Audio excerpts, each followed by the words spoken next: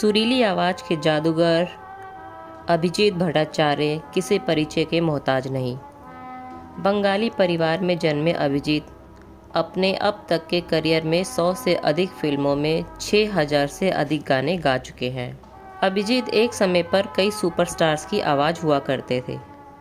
उन्होंने कई गैर फिल्मी पॉप म्यूज़िक एल्बम रिकॉर्ड किए हैं। अभिजीत ने एक से बढ़कर एक गाने गाए हैं। इनका जन्म 30 अक्टूबर 1958 को उत्तर प्रदेश के कानपुर में हुआ था।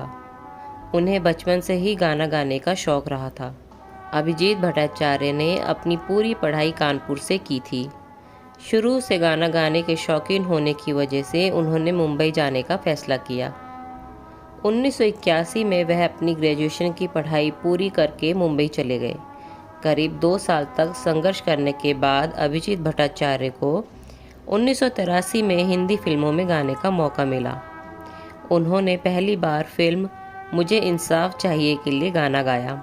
मशहूर संगीतकार आर.डी. बर्मन ने अभिजीत भट्टाचार्य को अभिनेता देवानंद के बेटे की फिल्म आनंद और आनंद के लिए गाने का ऑफर दिया। इसके बाद अभिजीत भट्टाचार्य ने कभी पीछे मुड़कर नहीं देखा और बॉलीवुड में कई शानदार फिल्मों के लिए गाने गाए। 90 के दशक में जब कुमार सानू और उदित नारायण का सिक्का चल रहा था, उस वक्त अभिजीत का वादा रहा सनम गाना सुपरहिट हुआ था।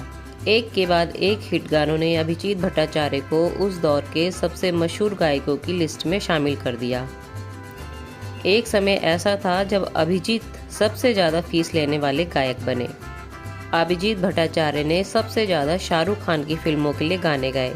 उन्होंने शाहरुख खान की अंजाम फिल्म का गाना बड़ी मुश्किल है खोया मेरा दिल है गाया था, जो काफ़ी हिट साबित हुआ।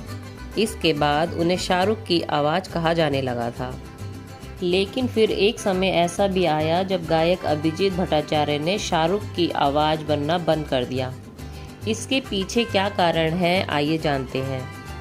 दावों और मीडिया रिपोर्ट्स के मुताबिक अभिजीत भट्टाचार्य और शाहरुख खान के बीच विवाद फिल्म बिल्लू जो 2009 में आई थी उससे शुरू हुआ। उस दौरान सिंगर अभिजीत भट्टाचार्य ने कहा था कि शाहरुख खान के लिए उन्होंने एक से बढ़कर एक हिट गाने गाए, लेकिन फिल्म के क्रेडिट में उनका नाम सबसे लास्ट में लिखा जाता है, इसलिए वह इसका विरोध करते थे। अभिजीत का मानना था कि ये एक सिंगर की बेइज्जती है और इसलिए उन्होंने शाहरुख के लिए गाना ना गाने का फैसला लिया था। दशकों से चल रहे विवाद पर पहली बार अभिजीत भट्टाचार्य ने शाहरुख पर टिप्पणी करते हुए खुलकर बात की। उन्होंने हाल ही में एक इंटरव्यू में कहा, शाहरुख और मेरे बर्थडे में सिर्फ एक दिन का अंतर है।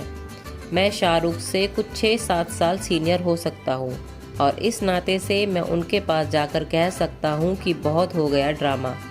तुम स्टार हो और हमेशा रहोगे, लेकिन तुम मेरे जूनियर ही रहोगे। अभिजीत भट्टाचार्य ने अपने एक इंटरव्यू में ये भी दावा किया था कि शाहरुख खान लोगों का इस्तेमाल करते हैं और जब काम हो जाता है तो उसे फेंक देते हैं। हालांकि शाहरुख ने आज तक इन बातों पर कुछ नहीं कहा और ना ही उनसे किसी ने ऐसा कोई सवाल ही किया। एक सुपरस्टार्स के लिए ऐसे कमेंट करना अभिजीत को इतना भारी पड़ जाएगा वो शायद उन्हें खुद मालूम ना था। अभिजीत के इस तरह विवादित बयानों के कारण म्यूज़िक इंडस्ट्री के लोग उनसे अपना हाथ खींचने लगे और धीरे धीरे उनके पास काम कम होता चला गया। अपने गानों के अलावा अभिजीत भट्टाचार्य बयानों की वजह से विवादों में रह चुके हैं। अभिजीत भट्टाचार्य ने सलमान खान के हिट एंड रन केस में उनका सपोर्ट करते हुए कहा था कि कुत्ता रोड पर सोएगा तो कुत्ते की मौत मरेगा, सड़कें गरीब के बाप की नहीं। मैं 1 साल तक बेघर रहा लेकिन कभी सड़क पर नहीं सोया। अभिजीत को अपने इस बयान की वजह से भी काफ़ी आलोचना का सामना करना पड़ा था।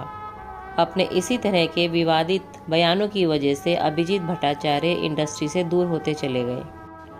कई साल पहले दुर्गा पूजा के दौरान एक महिला ने भी अभिजीत पर छेड़छाड़ का गंभीर आरोप लगाया था।